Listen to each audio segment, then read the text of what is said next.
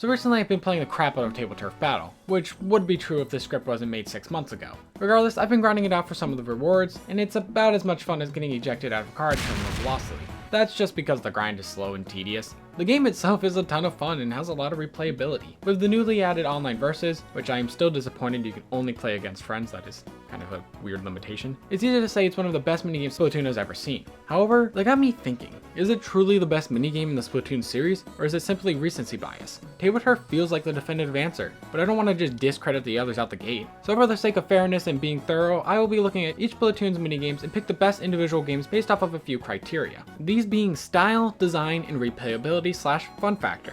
Of course, these are mini games, so when it comes down to it, they need to be judged within that context, which to me means replayability is the most important factor here, as the point of a minigame is to be a fun side distraction from the main game that you can pick up and play whenever. Now, the only problem is, I don't have a Wii U. I've played Splatoon 1, but only at a friend's house. I actually started playing Splatoon for real around the launch of 2, so maybe I can bum it off a friend?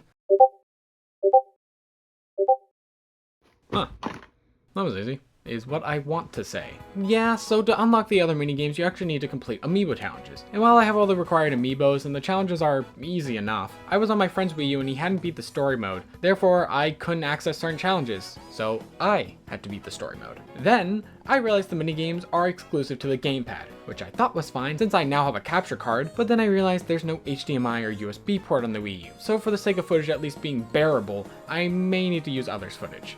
I will link said footage in the description though. So this video has taken me a bit longer than I'd like to admit. But now with everything set up, we can finally start.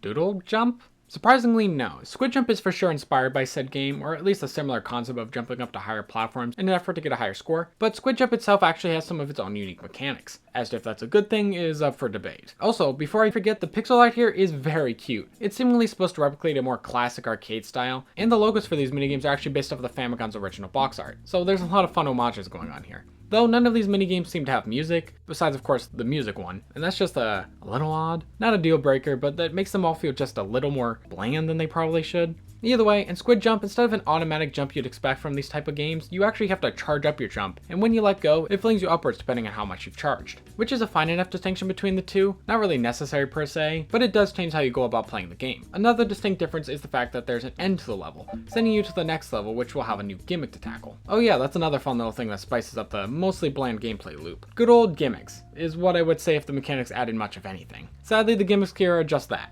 gimmicks. They don't really add much and serve as a minor inconvenience, like moving platforms or ice, starfish springs. They're just kind of whatever. They don't really change that much about how you go about playing the game. On top of this, the game kind of controls a bit odd. It feels, and I hate to say this, floaty. Moving from platform to platform is just so damn slow. It takes away all the fun from this type of game for me personally. Though I can tell this feeling is intentional, it's still just not for me. That being said, it's a fine enough minigame. It works as intended and is fun enough in small bursts. But I'd say the sluggishness and bland gameplay kind of hurts the replayability a bit. But hey, at the end of the day, that's the appeal of a minigame. If you're just playing it every once in a while, it's decent enough. Not offensive, not mind-blowing, but fine for what it is. So, Squid Ball is a game.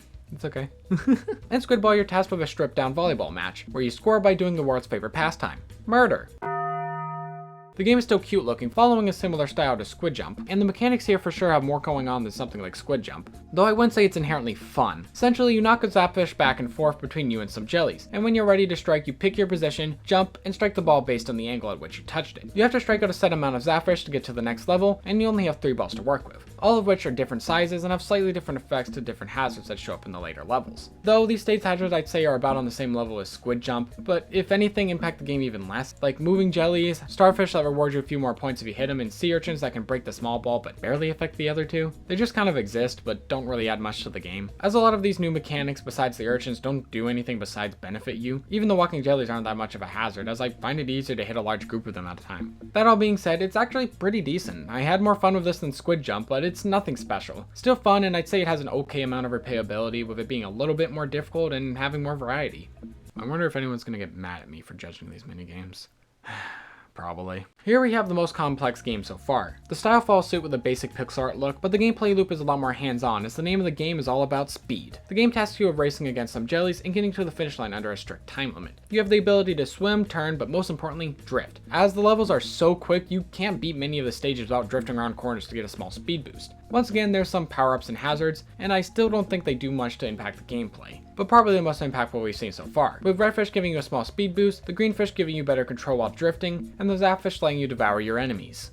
Ain't that just wholesome? So for sure the most impactful, but still not much to worry about. As for the hazards, just the jellies getting in your way and the time limit itself are the only ones you really have to worry about. Squid Racer has about 30 levels and is really quite fun and pretty difficult at points, and I feel the power-ups, difficulty, and level variety gives it some pretty solid replayability. Squid Beats is by far the simplest out of the arcade minigames, but to say that's a bad thing would of course be a lie. Visually, there's not much going on, just a pixel art wave spectrum analyzer and your inputs at the bottom of the screen. To play, you simply pick a track, pick a difficulty, and match the inputs accordingly as they approach. It really is as bare bones of a rhythm game as you get, and while I do like it due to having some rhythm game bias myself, and it does have a lot of inherent replayability due to the wide song selection of over 30 tracks, it doesn't really do it for me personally. While it's fun enough on its own, my favorite part of a rhythm game is the dopamine rush I get from hitting long combos or completing a rough song. But due to how the inputs work and the sound design, nothing really hits that sweet spot for me. It's kinda hard to explain, but if you're familiar with other rhythm games, you might understand where I'm coming from a bit better. Still a great minigame in its own right though. But I think it's time to address the elephant in the room. The biggest appeal of these minigames and why they're so simple at the core is because their main purpose is to be played while waiting for your lobbies to fill up. However, due to the only game you get by default being Squid Jump and the others being so weird to unlock, many seem to not even know they exist, which is why I judge these all individually. Regardless, Splatoon 1 has a wide variety of minigames, yet due to the obtuse and annoying unlock conditions, it's hard to say it has the best ones.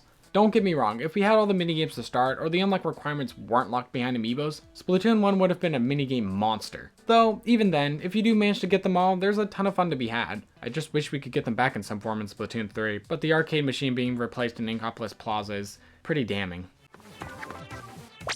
From 4 minigames in Splatoon 1 to only the one here in Splatoon 2, we have the successor to one of the OG games in the form of Squid Beats 2. And while it's sad to see the others go, this is most definitely a big upgrade to the original minigame. In terms of style, it's pretty similar looking to the original, with a similar spectrum analyzer, if not a bit less going on with it. Yeah, this is balanced out with the fun little animations of a character dancing besides the display, which isn't a necessary add, but is a fun addition. Alongside that, there's some additional themes that can be unlocked through the Pearl and Marina amiibos, which is really quite nice. As for the gameplay loop, it's still Squid Beats. Yeah, instead of one line of notes, you have a whole 2, which honestly really does increase the difficulty and fun factor, adding a lot more skill and strategy to the game, alongside also introducing some new inputs and combos with some really needed visual changes with it telling you if you hit the note perfectly, just barely, or missed it. Something that I feel really adds to the gameplay, makes the notes feel more satisfying to successfully hit, which I felt the first version was severely lacking. To top it all off, instead of 30 songs, there's a whopping 84 to choose from, making it even more replayable than the OG. So while I'd prefer the arcade minigames to have stayed a staple of all of them returning in some way, Squid Beats 2 is still quite an enjoyable romp that I would say is worth visiting from time to time to break from all the inky warfare. And here we are, finally back to Splatoon 3 with our last minigame to cover. But to be frank, the title of minigame almost feels like it's underselling it. I took this journey through all the games to make sure my opinions weren't purely biased, and I can say for sure now that Table Turf Battle is probably the most in-depth, replayable minigame out of the bunch. But I really wish we still had the arcade games. Table Turf has plenty to dive into of the card collecting, deck building, and the texture/Splatoon-esque gameplay that really does have a lot of strategy and replayability, especially with it finally having online versus. 100% I can say this is the definitive best Splatoon minigame. Yet, those original arcade minigames just felt different.